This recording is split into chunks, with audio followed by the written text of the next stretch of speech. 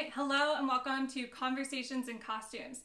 Today is going to be part 2 of my closet tour, and it will focus on Victorian and Edwardian clothing. So far this closet tour has really made me realize just the sheer quantity of stuff that I own.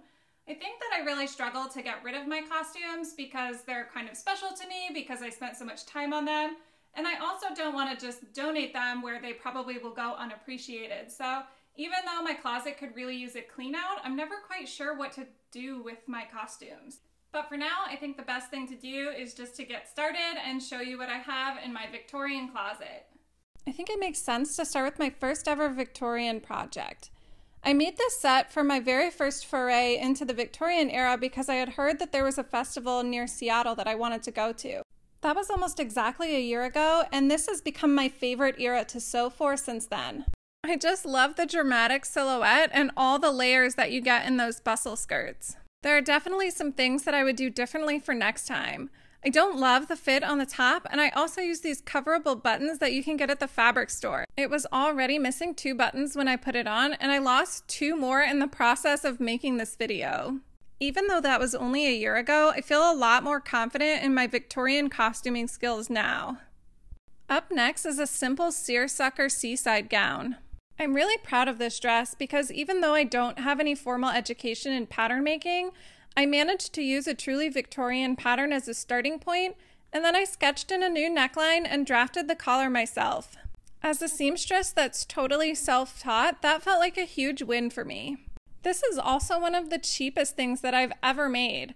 I got a great deal on this seersucker fabric in the bargain basement of Costume College. Not including shoes and undergarments, I think this outfit cost me less than $40 all said and done.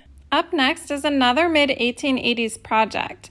This one is a skating bustle. The thing that makes it a skating bustle is that it's a little bit shorter than I would ordinarily make my costumes, and it also happens to be lined with flannel to make it extra warm.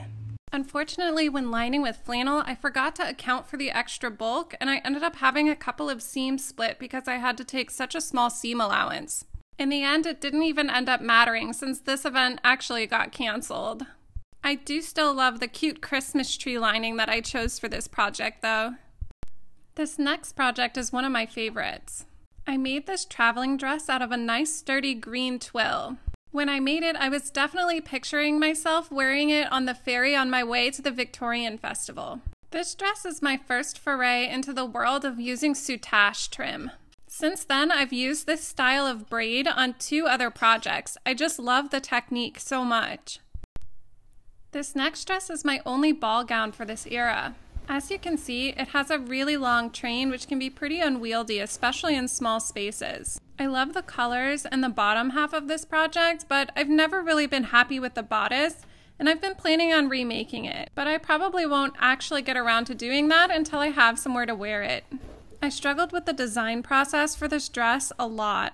I found it especially difficult to strike a good balance between the 2 colors that I'm using in the gown here. I tried to incorporate white into the bodice by including these silk flowers on the top half. Even though decorating a ball gown with flowers like this is historically accurate, there's something about it that I just don't find very appealing. This is definitely a dress that needs some revision before I'm excited to wear it. This next project is yet another one that I've never actually had the chance to wear out. I made this dress at the end of last summer because I was feeling like I wasn't ready for it to be fall yet, and I wanted to make one last really summery look before the season was over. As much as I love this look, it has one major flaw. The bodice is just a little bit too small to overlap at the front for a button placket. I hate to admit it, but I actually have to whip stitch myself into this dress every time I want to wear it. It's not one of my proudest sewing moments, but this is a dress that I just can't help but love anyway. This next ensemble is the last one that I have for the mid-1880s. I can be a pretty lazy seamstress. Normally, if I can get some of the heavy lifting done for me by buying things like pre-made trim, I will. I was lucky enough to find some pre-pleated chiffon fabric at the store. This type of pleating was really common on garments at the time, but it would have taken me longer than the rest of the dress put together to try and pleat all of that chiffon myself. So I was really excited to find this work done for me. Up until now, all the ensembles that I've shown you are from the mid-1880s. This was one of the first things that I made for the 1890s. This is a simple bathing costume. I just feel so adorable and jaunty in this outfit. Normally when I make historical costumes, I go to a lot of effort to make sure that they're actually functional as clothing. This is one of the few garments that I've made that's definitely not functional. Usually these garments are made out of wool, but this one is just made out of a simple quilting cotton. I knew that even if this was functional as swimwear, I probably would never actually swim in it, so I didn't really see the point of going to the extra effort to get perfect fabric. The 1890s are also when women started participating in sports a little bit more, so I have a couple of tennis dresses from this era. I don't think that brown gingham is something I would normally choose for spring, but I happen to have bought a pair of boots for this era that perfectly match these colors. I was so inspired that both this dress and the next one were specifically made to go with those boots. I love that sportswear for this era is both pretty and practical, so here's another sportswear ensemble.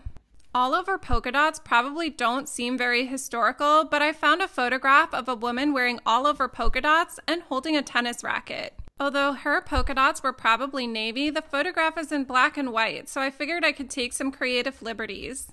I think that this is one of the most flattering silhouettes in all of the historical costumes that I've ever done. But be careful not to get fooled by what looks like really tiny waists. Women wore a ton of padding, so most of that is really just an optical illusion. This garment is one of my other soutache projects. Although the end result ended up coming out really beautiful, this is not one of my favorite soutache patterns. I find it a lot easier to work with continuous patterns, and this one has a lot of starting and stopping. This skirt is also the first time I was able to successfully match stripes. All of the garments in this outfit come from the 1890s walking dress pattern by Angela Clayton. This pattern has been an absolute workhorse in my 1890s wardrobe, and I would highly recommend it. I've used a lot of bits and pieces from this pattern in a ton of other outfits. The next garment I want to show you leaves the 1890s behind and enters into the early 1900s. Of all the garments in my wardrobe, this one probably has the strangest inspiration. Since quarantine started, I've really been struggling to come up with good ideas for projects since most of my projects are based on particular events. I ended up making this outfit based on the house that I'm currently renting. I'm lucky enough to rent a house that was built in 1906.